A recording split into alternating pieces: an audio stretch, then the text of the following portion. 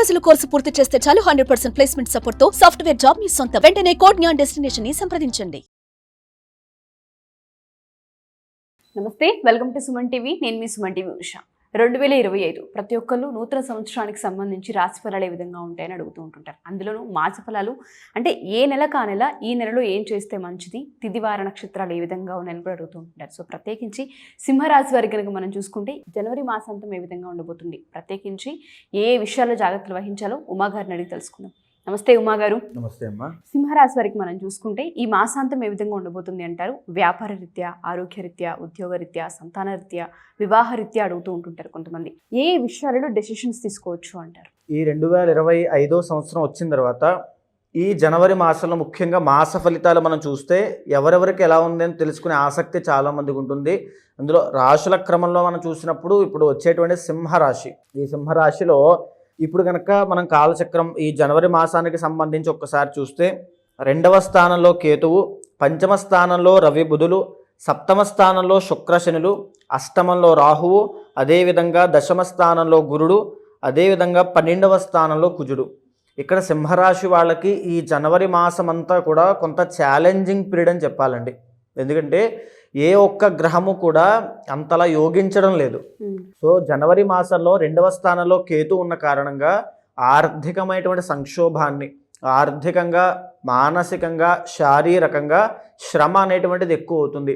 అయితే ఈ సింహరాశి వాళ్ళు బయటికి నవ్వుతూ ఉంటారు, కానీ లోపల లోపల చాలా విపరీతమైన టెన్షన్లు, ఏం జరుగుతుంది ఏంటనేటువంటి ఆలోచనలు, మానసిక ఒత్తిడి చాలా ఎక్కువగా ఉంటుంది పై వాళ్ళ చేత. అదేవిధంగా 5వ స్థానంలో రవి బుధులు ఉన్నారు. ఎవరైతే సంతానం కోసం ప్రయత్నం చేస్తున్న వాళ్ళకి కాస్త ఇబ్బందికరంగా ఉంటుంది.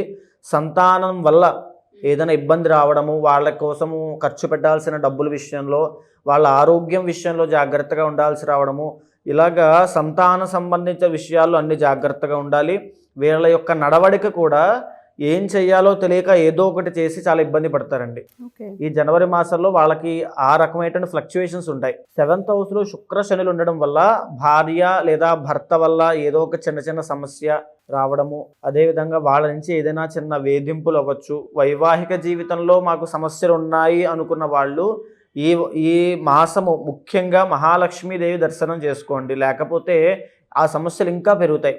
ఆ వేధింపులు, ఆ మానసిక అశాంతి అనేటువంటిది ఇంకా ఎక్కువ పెరుగుతుంది. అదేవిధంగా 8వ స్థానంలో రాహు ఉన్నాడండి. 8వ స్థానంలో రాహు ఉండడం అని అంటే కోరిక చాలా పెద్దగా ఉంటుంది, ఆశలు చాలా పెద్దగా ఉంటాయి. ఏదో చెయ్యాలి, ఏదో కావాలి అనుకుంటారు, కానీ దానికి తగిన ప్రయత్నం అనేది తక్కువ ఉంటుంది. దానికి ప్రయత్నం చేసినప్పటికీ కూడా రిజల్ట్ కూడా చాలా తక్కువ ఉంటుంది. 8మంలో రాహు ఇచ్చేటువంటి ఫలితం ఆ రకంగా ఉంటుంది. కాబట్టి ఈ యొక్క సింహరాశి వాళ్ళు ఎక్స్పెక్టేషన్ ఆల్వేస్ హట్స్ అన్నట్టుగా ఈ జనవరి మాసంలో ఏదో ఒక అన్సాటిస్ఫైడ్, ఒక అసంతృప్తి ఉంటూ వెలితిగా ఏదో కనబడుతూనే ఉంటుంది ఖచ్చితంగా. అదేవిధంగా ఇంకా దశమ స్థానంలో గురుడు.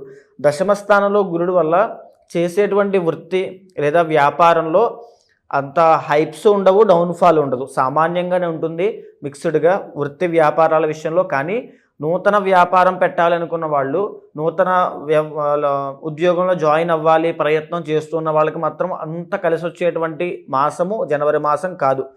ఓవరాల్గా సింహరాశి వాళ్ళకి బిలో యావరేజ్ అని చెప్పాలండి. ఈ జనవరి మాసం అంతా ఖచ్చితంగా ఏదో ఒక స్ట్రగుల్, అంటే వీళ్ళ ప్రమేయం లేకపోయినా వీళ్ళ యొక్క కష్టము, అంటే వీళ్ళు ఏం తప్పు చేయకపోయినా ఏదో విధంగా బ్లేమ్ అవుతుంటారు.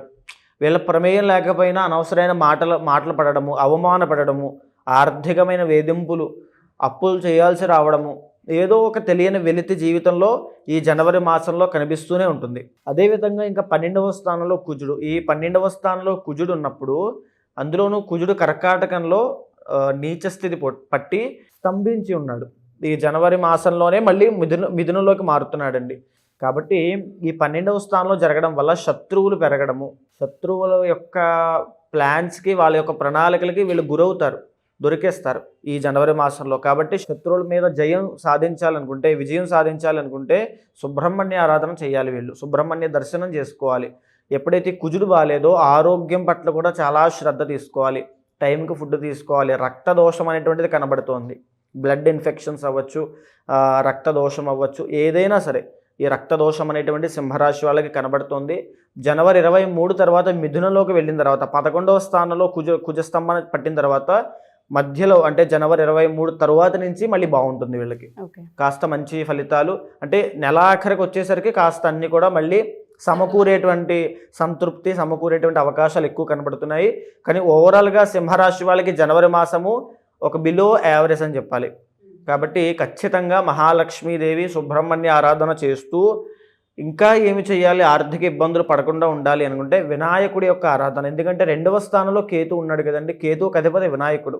కాబట్టి బుధవారము వినాయకుడి యొక్క దర్శనం చేసుకున్న, ఆయనకి గరికతో ఏదైనా సమర్పించి భక్తితో ఏమి చేసినా సరే సింహరాశి వాళ్ళకి ఆర్థికమైనటువంటి సంక్షోభంలో ఇరుక్కోకుండా, రుణాలు చేసేటువంటి ఇబ్బంది రాకుండా ఆర్థికమైనటువంటి స్థిరత్వం అనేది కలుగుతుంది. అంతర్గత జాతకం చూపించుకోవాలనుకుంటూ ఉన్నాము. దీనికి సంబంధించి రెమెడీస్ కావాలి అనుకున్నా, పూజలు చేయించుకోవాలనుకున్నా, కొంతమందికి కాలసర్ప దోషాలు అంటూ ఉంటారు, కొంతమందికి మ్యారిటల్కి సంబంధించి ఎన్ని సంబంధాలు చూసినా వివాహాలు దగ్గరకు వచ్చినట్టే వచ్చి ఆగిపోతుంటే మనం చూస్తూ ఉంటుంటాము.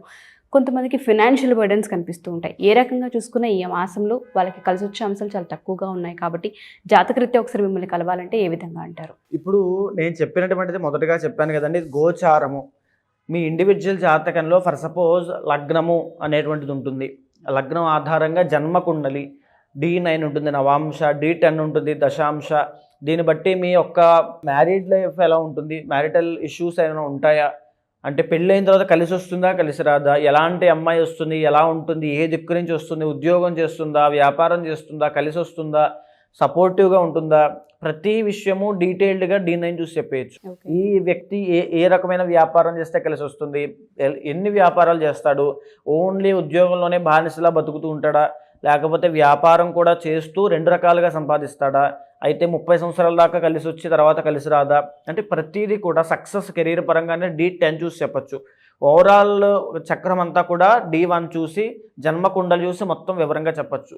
అదే దాన్ని సమన్వయం చేసుకున్నప్పుడు మాత్రమే మనం నిర్దిష్టమైనటువంటి పరిహారం చెప్పాలి.